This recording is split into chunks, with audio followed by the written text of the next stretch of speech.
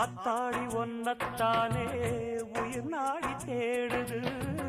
காவேரி எங்கே போகும் கடல் வந்து கூடுது.